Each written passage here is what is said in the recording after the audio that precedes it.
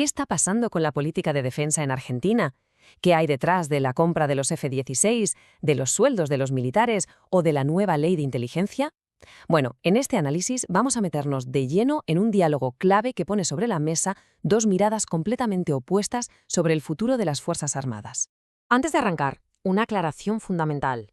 Todo este trabajo es una creación original de nuestro canal, pero está basado 100% en la entrevista que le hizo Jorge Capitanich al exministro de Defensa, Agustín Rossi. Así que toda la información, todos los datos que vamos a ver, salen directamente de esa charla. Esta va a ser nuestra hoja de ruta, para que se entienda bien. Arrancamos con el debate general, después nos metamos con los fierros, la guita y la geopolítica. Seguimos con la situación de la gente, de los militares, la estrategia nacional, la reforma de inteligencia y cerramos con los dos grandes modelos que están hoy en disputa.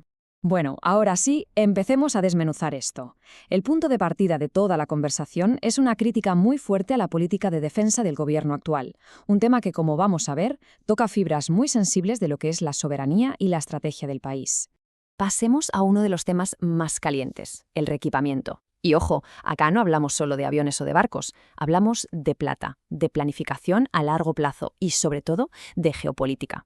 Para entender este lío, hay que empezar por una ley. El FONDEF. A ver, ¿qué era esto? Según se explica en la fuente, esta ley se creó para que la inversión en defensa no dependiera del gobierno de turno. La idea era simple: asegurar un chorro de plata constante para poder planificar compras grandes, como aviones, a 10 o 15 años vista. Que no fuera, bueno, este año hay plata, compramos, el que viene vemos. Pero, ¿qué pasó? Bueno, el gobierno actual le sacó el corazón al FONDEF, el artículo que justamente garantizaba esa plata. Según la perspectiva que plantea Rossi en la charla, esto le vuela por los aires toda la previsibilidad al asunto y las decisiones vuelven a depender de la voluntad política del momento. Y acá llegamos a la novela de los cazas supersónicos, un punto central del debate.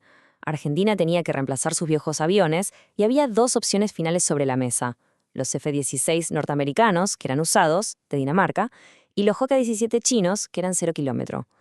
Rossi detalla que la oferta china era mejor en la financiación y en la tecnología, pero la Fuerza Aérea tiraba más para los F-16 por un tema de logística, porque el resto de sus aviones ya son de origen yanqui.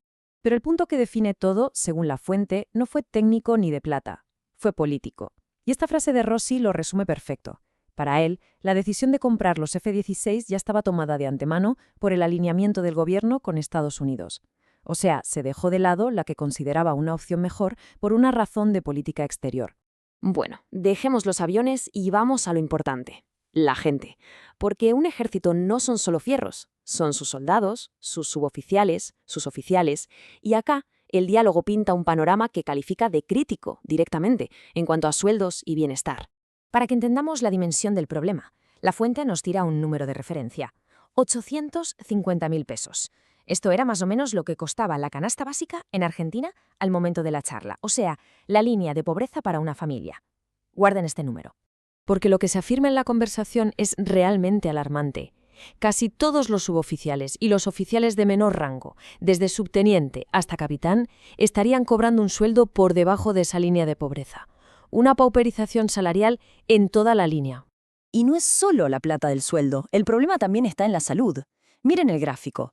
La obra social de las Fuerzas Armadas, el IOSFA, habría pasado de tener un sobrante de 5.000 millones de pesos a tener un agujero de 300.000 millones. Un colapso financiero que, según la fuente, le pega de lleno en la atención médica al personal y a sus familias. Bien, ya vimos los equipos y la gente. Ahora, ¿cuál es la idea? ¿Cuál es la estrategia que tiene que guiar todo esto? En el diálogo se plantea un cambio de cabeza, dejar atrás viejos conceptos de defensa. El concepto central es la defensa reactiva. ¿Qué significa esto en criollo? Que Argentina no tiene que pensar su defensa para una guerra con Brasil o con Chile. No. En vez de tener hipótesis de conflicto, la idea es desarrollar capacidades, o sea, tener suficientes chiches, aviones, barcos, submarinos, como para que a cualquiera de afuera se le quiten las ganas de venir a molestar. Es una estrategia de disuasión. Pero la visión de Rossi va un paso más allá. Plantea que la clave para que esa disuasión sea real no es jugar solos, sino en equipo con la región. Y pone ejemplos concretos, patrullar el Atlántico Sur junto a Brasil y Uruguay, construir una base en la Antártida con Chile, o hasta usar los mismos blindados que el ejército brasileño. Y ahora entramos en el tema quizás más denso y sensible de todos, los cambios que se hicieron en el sistema de inteligencia. Según la fuente, estas modificaciones son un retroceso democrático de proporciones gigantescas. La pregunta es directa y es clave. ¿Qué es lo que cambia con estos decretos? Porque, según se dice en la entrevista, las consecuencias son muy profundas y afectan directamente a las libertades de la gente. A ver, Rossi destaca 5 puntos que son para él gravísimos. Primero, que se pueda detener a una persona sin orden de un juez.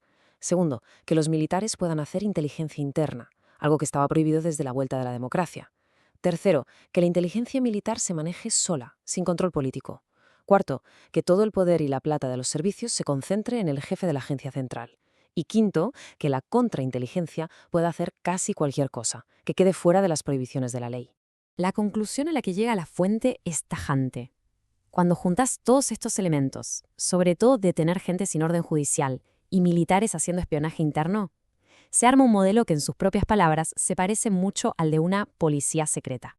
Entonces, después de recorrer todo esto, llegamos a la síntesis. Lo que el diálogo deja flotando en el aire es que en Argentina hoy hay 2 modelos de defensa nacional peleando, 2 caminos que van en direcciones opuestas. Y acá están cara a cara. Por un lado, una visión de soberanía autónoma, esto es, tener una estrategia propia, mirar a la región, a los vecinos y desarrollar capacidades nacionales, como se buscaba con el Fondez. Por el otro, un modelo de alineamiento automático. Acá la defensa es una pieza más de la política exterior, donde se priorizan las alianzas con potencias de afuera y se responde a una agenda que viene de otro lado. Y cerramos con esta pregunta, que es el dilema de fondo de toda la charla. La elección entre un camino y el otro no es una decisión técnica. Es una definición muy profunda sobre qué tipo de soberanía quiere tener un país. Una pregunta que sin duda queda abierta para que la pensemos.